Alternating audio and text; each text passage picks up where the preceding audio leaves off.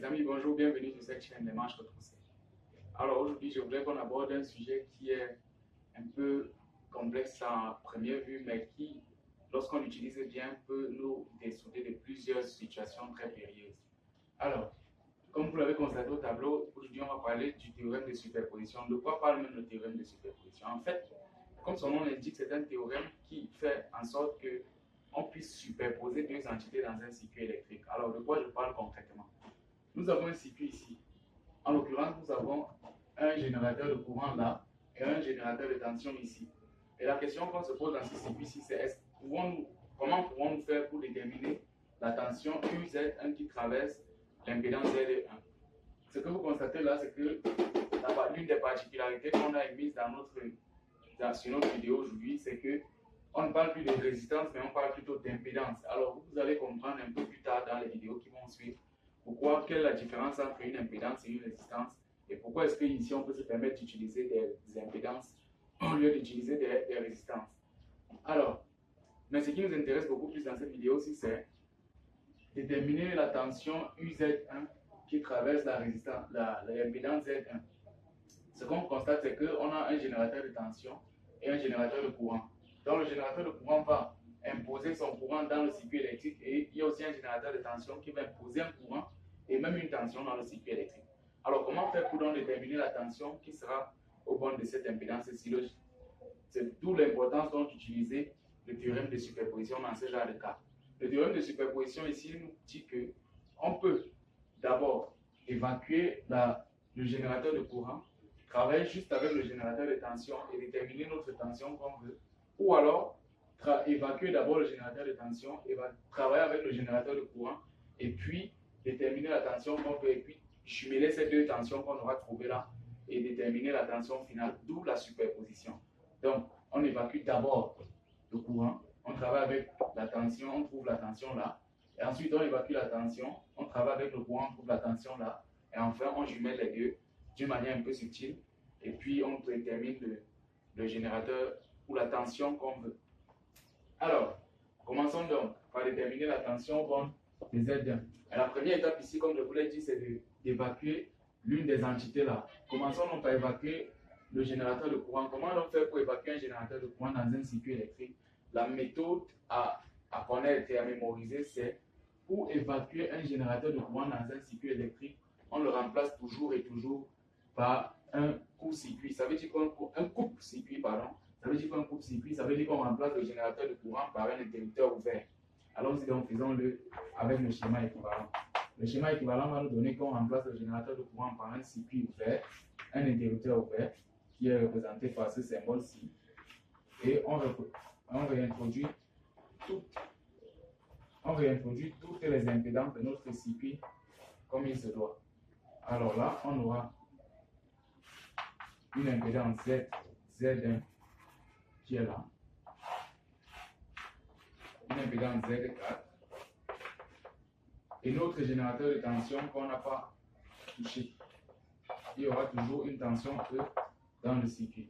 Et là, on a une impédance Z2. Ici, c'est Z1. Là, c'est Z3. Ici, c'est Z4. Alors, qu'est-ce que ça nous montre quand on fait ce petit schéma équivalent-ci? Ça nous montre que lorsque le courant va sortir de notre générateur de tension E, il va se disloquer en deux courants. Un qui va venir là, appelons d'abord le courant I, un courant qui va venir là, I1, et un autre courant qui va venir là, I2. Ce qui va faire que quoi? Ce qui va faire que le courant qui va venir là ne va pas entrer dans le fil qui comporte l'interrupteur ouvert. C'est très important de le savoir en électronique. Un courant n'entre jamais dans un fil où il y a un interrupteur ouvert. Il choisit toujours le chemin le plus court, le chemin qui le contraint le moins. Le chemin qui le contraint le moins ici sera le chemin qui va porter l'impédance Z2. Donc le courant I1 va entrer directement ici, passer dans la résistance ou l'impédance Z2, revenir sur l'impédance Z3 et rentrer dans le générateur de tension. Il ne va pas passer là. C'est pour ça qu'on dit qu'on a court-circuité notre circuit. Donc, on a coupe-circuité notre circuit en remplaçant le générateur de courant par un interrupteur ouvert. Alors, dès qu'on a fait ça, maintenant on peut déterminer, on voit qu'on n'a qu'un seul générateur de tension dans notre circuit, on peut déterminer aisément la tension UZ1 qui va passer là.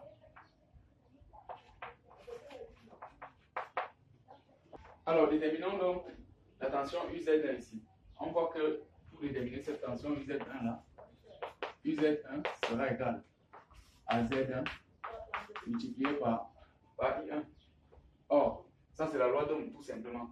Maintenant, il faut déterminer le courant I1 parce qu'on n'a pas ce courant I1 là. Il faut donc déterminer le courant I1 en fonction des autres intensités, des autres impédances qu'on a dans le circuit. Comment donc faire pour déterminer le courant I1? On peut penser à une notion qu'on a émise dans l'une des vidéos qui est sur la chaîne, le pont utiliseur de courant. Alors, pour déterminer donc I1 avec le pont utiliseur de courant, la formule nous dit que I1 sera égal à l'inverse de l'impédance parcourue par le courant I1. Donc, l'inverse de l'impédance parcourue par le courant I1 sur la somme des inverses des impédances parcourues par tous les courants qu'il y a dans notre circuit. Et pourquoi est-ce qu'on peut même appliquer le générateur, le pont utiliseur de courant ici? Parce qu'on se rend bien compte que ces deux côtés-ci de notre circuit sont en parallèle. Si on met ces trois impédances-ci en série, ce qu'on remarque ici, c'est que les trois impédances-ci sont en série. Donc, si on les associe en série, on va se rendre compte que l'impédance équivalente associée en série ici sera en parallèle avec l'impédance Z4. C'est pour ça qu'on peut dire que l'intensité I1 en appliquant le pont diviseur de courant sera égale à l'impédance, à l'inverse de l'impédance de ce côté-ci du circuit, donc l'inverse de l'impédance qui est parcourue par l'intensité I1. Or, on voit que I1 est parcourt toute cette partie du circuit ici. Donc, on va les associer en série. Donc, Z1 et l'association de trois impédances en série, c'est la somme des impédances. Z1 plus Z2 plus Z3. Divisé par quoi? Divisé par la somme des impédances, la somme des inverses des impédances qu'il y a dans le circuit. Z1 plus Z2 plus Z3 plus 1 sur Z4. Multiplié donc par l'intensité I qui traverse tout le circuit. Donc, si vous voyez donc que c'est très important de connaître les petites lois d'électronique, comme ici, en l'occurrence, le pont diviseur de courant pour se défaire d'une situation pareille. Parce que si on avait déterminé, si on voulait déterminer ce courant ici d'une autre manière, il aurait fallu un très gros travail et un temps qu'on n'a pas ici. Donc, on a ça. Maintenant, I. Vous voyez que I1 est donné en fonction de I, mais on n'a toujours pas I. Parce que le générateur de tension, on connaît E, mais on ne connaît pas le courant qu'il va délivrer. Donc, il faudrait donc trouver le courant I en fonction de ce E-ci. Sinon, on ne peut pas trouver l'exercice. Si on remet notre copie sur cet exercice-ci avec une tension Z1-ci qui est donnée avec cette intensité I1 dépendant de I, on se rend bien compte qu'on ne pourra pas avoir raison parce que le générateur certes délivre un courant, mais on ne sait pas, on ne connaît pas l'intensité de ce courant-là. Donc, déterminons donc le courant I qui traverse le générateur de tension. Pour déterminer ce courant ici, on va toujours utiliser la loi d'Ohm. On sait quoi? On sait que dans un circuit électrique total, la loi d'Ohm nous dit que E, ou alors U ou E, est égal à l'impédance totale, donc impédance T multipliée par l'intensité I qui traverse tout le circuit. Or, l'impédance totale ci sera quoi? Ça sera cette partie-ci de notre circuit associée en parallèle avec cette partie-ci du circuit. C'est ce qu'on voit. On peut faire un petit circuit équivalent ici en disant qu'on a une impédance là, on a un générateur de tension là, et on a Z4 là. Ici c'est E, ici c'est Z équivalent. Vous comprenez donc que le Z équivalent ici, ce sera l'association en série de ces trois impédances-ci. Et le E, on peut encore associer les deux ci en parallèle, on tombe sur l'impédance totale qu'on cherche ici. Et cette impédance totale-là, ça sera l'association en parallèle de ces deux impédances-ci. Donc, on peut directement calculer Z total. Z total, donc, sera égal à quoi? À 1 sur l'impédance équivalente, ou alors 1 sur l'impédance, 1 sur Z total, sera égal à 1 sur l'impédance Z équivalent. Donc 1 sur Z, donc 1 sur cette association en série, 1 sur Z plus Z2 plus Z3 plus 1 sur Z4.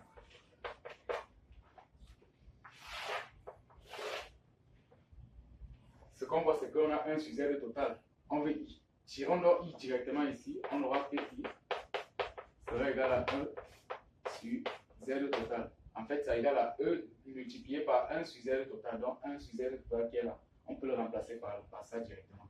Donc, remplaçons I directement par sa valeur dans I1. I1 sera égal à quoi? À 1 sur Z1 plus Z2 plus Z3 divisé par 1 sur Z1 plus Z2 plus Z3 plus 1 sur Z4 multiplié par I. I qui est là, I qui est E sur Z total. Donc multiplié par E en facteur de 1 sur Z total, donc 1 sur Z4 plus 1 sur Z1 plus Z2 plus Z3. On a donc ça. Ce qu'on constate, c'est que rapidement, on peut simplifier. Il y a plusieurs choses qui peuvent se simplifier. Comme tous ces dénominateurs-ci peuvent se simplifier avec toutes ces parties-ci. Il est très important de le voir et d'avoir un peu de flux et de choc. Donc, I1 sera donc égal à E sur Z1 plus Z2 plus Z3 multiplié par E. On a, en fait, ce n'est pas I1. Oui, exactement, ça c'est I1. Donc, on a ce I1-ci. En ayant ce I1-ci, on peut venir remplacer I1 par sa valeur dans UZ1. Appelons même ce UZ1-ci UZ11. Parce qu'on ne connaît pas encore la tension au point de Z1. On ne connaît que la tension partielle au point de Z1. Donc, UZ11 sera égal à Z1 qui est là-bas. Z1 multiplié par I1 qui est là. Donc 1 sur Z1 plus Z2 plus Z3 multiplié par 1. Voilà donc la première valeur, la première partie de notre exercice est terminée. On a fait un schéma équivalent en changeant directement ce générateur de courant par un interrupteur ouvert, ce qui nous a permis de déterminer UZ1 en fonction de la loi d'Ohm. Et puisqu'on n'a pas I1, puisque I1 ne nous est pas donné, mais on a juste introduit I1 dans notre calcul pour nous faciliter la tâche. Ce I1-là donc peut et doit même être calculé. La meilleure méthode pour calculer ce I1, donc c'est le point diviseur de courant. On trouve I1 en fonction de I en utilisant le point diviseur de courant. Et encore, on ne connaît toujours pas I. On calcule donc I avec une loi d'Ohm généralisée au circuit, qui est tout à fait possible et faisable. Dès que vous associez ces impédances-ci en série, et l'association en série ici est en parallèle avec ces L4, vous pouvez facilement déterminer l'intensité totale. En déterminant l'intensité totale du circuit, on obtient un I1 comme ceci. Avec ce I1, si on peut le remplacer dans UZ11, qui est Z1 multiplié par l'intensité totale, qui est là. Je pense que la première partie est terminée. Maintenant, la deuxième partie de l'exercice va nous permettre de trouver la tension totale. Pourquoi? Parce que maintenant, on va garder notre générateur de courant, mais on va court-circuiter. Là, maintenant, c'est un court-circuit, ce n'est plus un coupe-circuit. Là, maintenant, on va court-circuiter notre générateur de tension en faisant quoi? Donc, comment est-ce qu'on court-circuite un générateur de tension? On le remplace juste par un fil. Donc, faisons-le. Alors, j'ai gardé la tension UZ11 qu'on a calculé tout à l'heure, puisque ça va nous servir dans la suite du calcul. Je l'ai gardé pour qu'on l'ait sous les yeux. Et puis, la deuxième étape donc consiste à court-circuiter le générateur de tension pour pouvoir calculer aisément la tension au borne de l'impédance Z1 tout en ayant juste un générateur de courant. Alors, allons-y donc avec un schéma équivalent. On a un générateur de courant I qui délivre un courant I, une impédance Z1, ici une impédance Z4, et on sait que lorsqu'on court-circuite un générateur de tension, on le remplace tout simplement par un fil. Voilà le fil qui est là. Ici on aura une impédance Z2 et là une impédance Z3. Voilà. En ayant donc cela, on a une intensité I1 ou I2 ici et I1 là. On veut donc la tension au bord de notre impédance Z1. Appelons cette tension-là Z1, 2 cette fois-ci, puisqu'on a appelé l'autre UZ1, 1.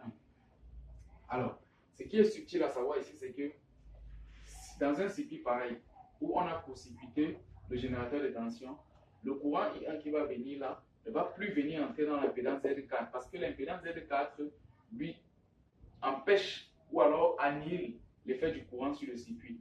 Le courant électrique va chercher juste à traverser une partie du circuit qui lui est plus favorable. C'était la même chose quand on a court-circuité le générateur de courant en remplaçant par un interrupteur ouvert. Le courant électrique ne venait plus dans l'interrupteur ouvert puisque l'interrupteur l'annule complètement. Il passait juste dans l'impédance Z2. C'est la même chose ici. Ici, le courant ne va pas passer dans l'impédance Z4 parce que l'impédance Z4 va diminuer sa faculté de passage. Il va juste passer dans le fil. Donc, c'est pour ça qu'on dit que l'impédance Z4 sera court-circuitée dans le circuit. Donc, essayons donc de trouver la tension UZ12 qui traverse l'impédance Z1 en utilisant bien sûr la loi d'Ohm. Cette loi-là nous dit que UZ12 sera égal à I1 multiplié par Z1. On n'a pas I1. Ici, on n'a pas I1. Donc, on doit déterminer I1. Comment on doit déterminer I1? On va déterminer I1 avec le point diviseur de courant qu'on a vu dans une vidéo précédente. Et ce calcul-là nous dit quoi? Que I1, en utilisant le point diviseur de courant, que ça sera la somme des impédances, l'inverse de l'impédance traversée par le courant I1, divisé par la somme des inverses de toutes les impédances dans notre circuit. Ici, le courant I1 traverse quelle impédance? Il traverse l'impédance Z1. Et c'est le même courant I1 qui traverse l'impédance Z2. Parce qu'arrivé ici, il ne voit pas ça comme un nœud. Il voit ça juste comme une seule route qui doit passer. Donc, le même courant I1 traverse Z1 et Z2. Donc, ça sera donc 1 sur Z1 plus Z2 divisé par 1 sur Z1 plus Z2 plus 1 sur Z2. Ici, c'est Z3 et non Z2. Z3. Voilà. Remplaçons alors I1 par sa valeur dans UZ12. UZ12 sera égal à I à Z1 multiplié par I1. Et donc multiplié par 1 sur Z12. Z1 plus Z3 divisé par 1 sur Z1 plus Z3 plus 1 sur Z2. Je pense que là tout est bon. On a UZ12 en fonction de I1 Z1. On a remplacé I1 par sa valeur, on a trouvé. Et puis on est là. Voilà. Maintenant, quand on a les deux tensions, UZ12 et UZ11, en ayant à chaque fois annulé une partie de nos générateurs et garder l'autre, cette fois-ci, on peut donc déterminer la tension totale au borne de Z1. Comment on le fait? C'est juste une différence. Ici, pour déterminer la tension UZ total, UZ1 total, elle sera égale à UZ11 qu'on a calculé tout à l'heure, moins UZ12 qu'on vient de calculer.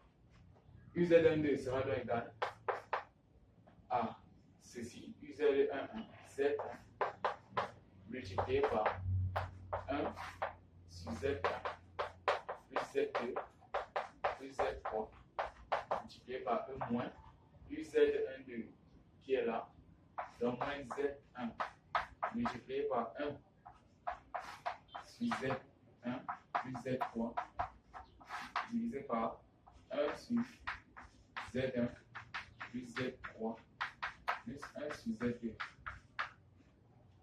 Et je pense que là, notre exercice est terminé. Alors, ce qu'il faut savoir ici, c'est que ça, c'est juste un circuit, un circuit très simple dans ce genre de cas-ci. Parce qu'on a deux générateurs, un générateur de courant et un générateur de tension. On annule le générateur de courant en le remplaçant par un interrupteur ouvert. On calcule la tension UZ11. Et puis on annule le générateur de tension, on le remplace par un fil et on calcule la tension Z12. Ici, il faut savoir que cette tension, la tension doit être positive. Donc, si vous calculez cette tension-ci avec des données et puis vous trouvez que c'est négatif, alors il faut juste changer, mais ça reste la même chose. Hein. Vous pouvez multiplier par le signe moins et puis vous trouvez la bonne valeur. Alors, dans ce genre de cas, si on peut vous donner plusieurs générateurs, là on a pris l'exemple où il n'y en avait que deux, mais on peut vous donner plusieurs générateurs, un générateur, deux générateurs de courant, deux générateurs de tension, et puis on peut multiplier ça comme on veut. La seule chose est qu'il faut garder toujours le même canevas de résolution. Annuler tous les autres générateurs, garder un seul, trouver la tension qu'on demande. Même dans ce cas, si on a demandé une tension, mais ça peut être une intensité. Et puis faire ainsi de suite, changer à chaque fois, annuler une autre, travailler, annuler toutes les autres, garder une seule, travailler. Et puis continuer comme ça jusqu'à ce qu'on retrouve notre solution. Alors, et ce qu'il faut voir ici, c'est qu'on a utilisé un bon diviseur de courant, qui est une notion que certains étudiants et certains élèves négligent parfois, mais c'est très important dans ce genre de discipline. Si vous voyez qu'on a utilisé un bon diviseur de courant là qui nous a beaucoup aidé. Parce que si on avait dû calculer l'intensité ainsi, ici, sans passer par un générateur de courant, ça aurait été très compliqué. On n'aurait même pas pu le faire. Je ne vois même pas une méthode pour trouver le générateur, pour trouver I1 sans passer par le bon diviseur de courant là comme ça. Donc, j'espère que vous avez bien compris cette notion-ci. N'hésitez pas à poser des questions si vous avez une incompréhension par rapport à l'une ou l'autre des étapes qu'on a utilisées ici. Et puis, je vous dis portez-vous bien et rendez-vous à la prochaine vidéo. Merci.